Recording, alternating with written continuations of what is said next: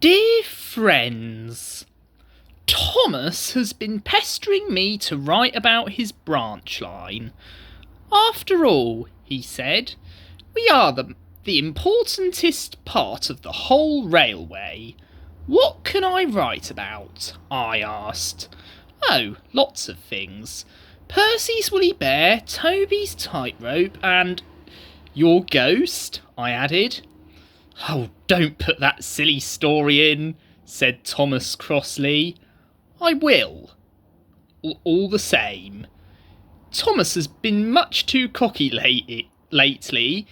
It will serve him right. The author. Ghost Train. And every year on the date of the accident, it runs again, plunging into the gap, shrieking like a lost soul. Percy, what are you talking about? The ghost train. Driver saw it last night. Where?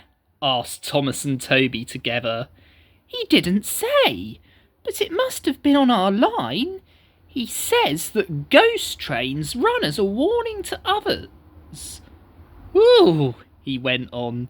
It makes my wheels wobble to think of it. Puh, said Thomas. You're just a silly little engine, Percy. I'm not scared. Thomas didn't believe in your ghost, said Percy next morning. His driver laughed. Neither do I. It was a pretend ghost on the television. Percy was disappointed, but he was too busy all day with his stone trucks to think about ghosts. That evening he came back light engine from the harbour.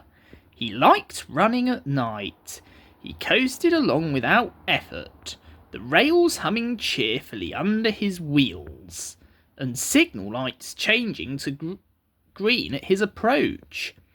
He always knew just where he was, even in the dark.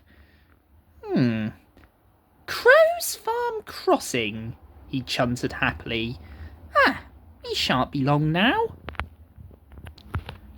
Sam had forgotten that Mr. Crow wanted a load of lime taken to 40-acre field. When he remembered, it was nearly dark. He drove in a hurry, bumped over the crossing, and sank his cart's front wheels in the mud at the field gate. The horse tried hard, but couldn't move it. The cart's tail still fouled the railway. Sam gave it up. He unharnessed the horse and rode back to the farm for help. There's still time, he told himself. The next train isn't due for an hour. But he'd reckoned without Percy. Percy broke the cart to smithereens and lime flew everywhere.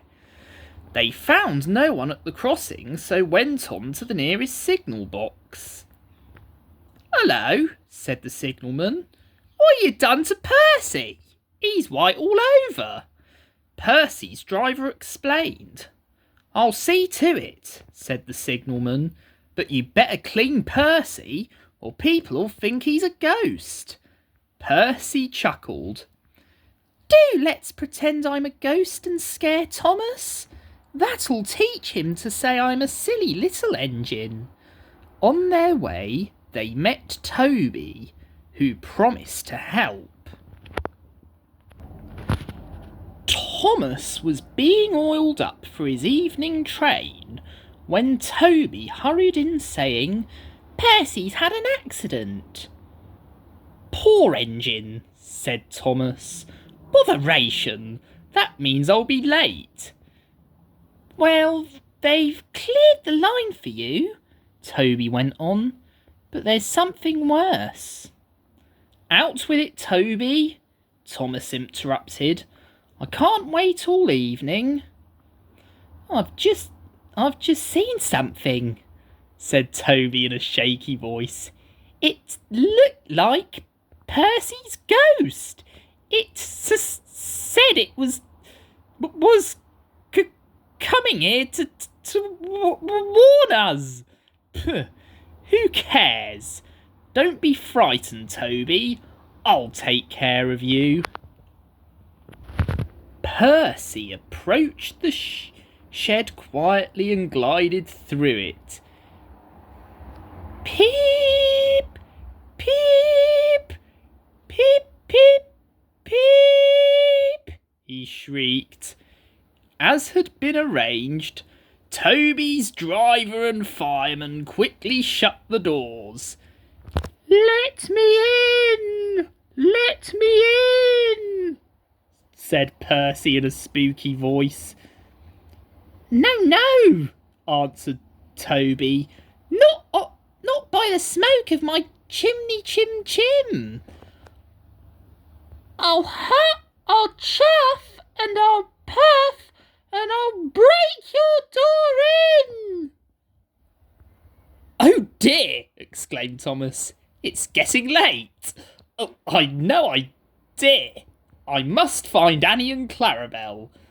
And he hurried out the other way.